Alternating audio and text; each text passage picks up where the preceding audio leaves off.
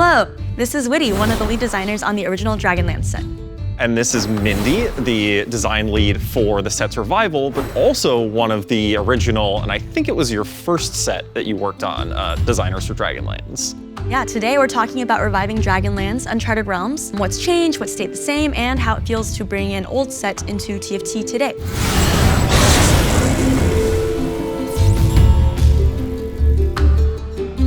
What were some of the design highlights you remember from working on this set? Dragonlands was a really memorable set for me and was really fun to work on.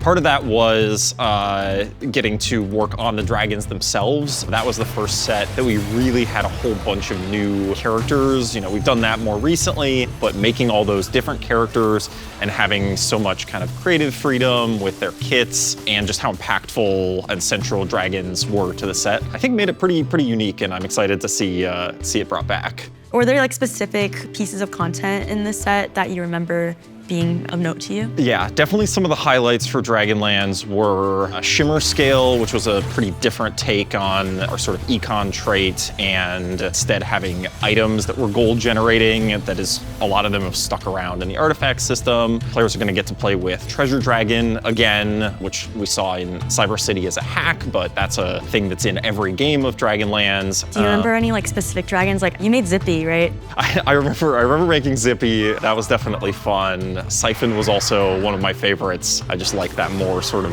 volatile, big damage sort of effect. I remember both of them being like champions that you would watch and you'd feel emotional watching them in combat, because sometimes they're popping off and sometimes you're like, no, where are you going? They both kind of fall in that space, so that'll be fun for players to see again, I think. So I want to ask you about how things have changed with the revival, and is there anything that really stands out that you either redesigned or needed to change as part of the update? Yeah, the first place we kind of started was with where can we insert cool stuff to highlight what was unique about the set and also bring things that are older to the new cool standards we have for TFT. For example, we have opening encounters. We didn't have opening encounters back then. We wanted to think, hey, like what are cool things we can add to the, like, you know, adding new galaxy, adding new portal, adding new opening encounter. And one of those things was Dragon Herald. So that one I'm really excited for. That one will be everyone starts with a dragon. So it gives them a little bit of direction and get to play with cool new units. We now make 3-star 5 costs a lot cooler and flashier than they used to be. So we have some special surprises in store, especially if you look at like Zoe or Bard. When players like reach those crazy new heights, they'll see those things. Same for some of our prismatic traits. Jade is pretty fun, I think, because usually you had those little fox jade statues that kind of just stand there, but when you hit the prismatic, they'll come to life and become jade krugs, and they'll run around and explode and deal tons of damage. I remember it being very hard to hit. Yes, it should be very hard to hit and it should be very cool. Anything that you found particularly fun to either play with that you kind of remember, or things that needed to change? Yeah, mostly adding a lot of new content. So one thing that we brought in that's new is a new champion augment for Itis, where she'll breathe gold-breathing fire, and sometimes it'll pop up gold whenever she does it too. So that'll make her more of a carry, which will be fun. We added some new trait augments to kind of spice them up more too. So if Dragon/Scalescorn, you'll be able to play a little bit differently with the Scalescorn Rebel augment. If you put a dragon in, they'll become really tiny, lose all the effects of dragon, and become a Scalescorn, so they'll become kind of a special carry. So that'll be fun too. There used to be this old comp that was really OP for Darkflight back in the day, when you could put artifacts on them and they would be really strong. You would put Zeeks on the Darkflight unit, and everyone would get a Zeeks Herald. So you can't do that with artifacts anymore. It's only completed items, but we remember that nostalgic bit, so we're bringing that back with an augment, which will give you a special version of the Zeeks Herald, and you can kind of relive that comp a little bit, like in the olden days. So, having gotten a chance to play Dragonlands again, and it being the first set that you ever worked on, was there anything that you were particularly excited to play with again, or things that you were like, oh, I'm happy I get a chance to change that this go around? Let's see here. I like playing verticals a lot, so I like that dragons really encourage that, where I'll get a dragon and be like, well, that's my comp, I'll go ahead and play that. Jade was one of my favorites, so I'm excited to play Jade and see all the like shiny units, and just overall playing with all the dragons and even 5-cost units. Like I remember you worked on Yasuo back in the day, where he would like chop up units and like turn them into sushi. That was fun. Same for like Bard. His spell was really flashy, but he would give you like all those shop odds, and the dudes were so satisfying to like pick up.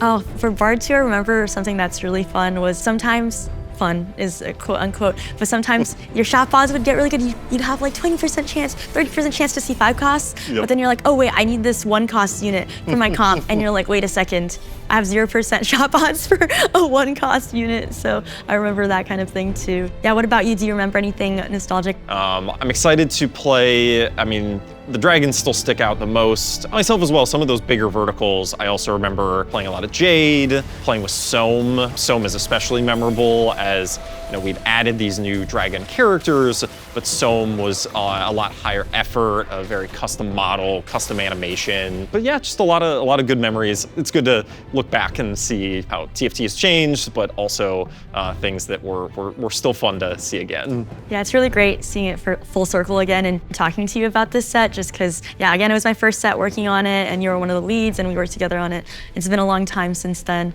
I remember looking back sometimes, or now working on the revival, I'll look at scripts and be like, oh my God, like, who wrote that? And I'll be like, wait a second, that was me, oh no. And then just seeing all the old designs and reminiscing about when we first ideated them has been really, really neat, so. Now we are going to ask each other questions from the question armory. So we'll each grab one out of this Teemo hat. And once you have your question, I'll go first. Which dragon from Uncharted Realms best represents you or the person sitting across from you as a designer? As a designer? I think it has to be Zippy. Okay. Yeah, just like so whimsical, and also like, wait, what the heck? But also like some of the best moments, I think, that like really, I really think of Zippy whenever I think about your design, so. I see, I'll take it. What would your treasure dragon armory have in it? Oh, yeah, if it was in-game, I would love to see a lot of tank items because I always have too weak of a front line. But if it was an IRL treasure dragon, I would love to have a selection of colorful shirts. So, the revival is now live. Feel free to jump in and take flight into Uncharted Realms, the revival of Dragonlands.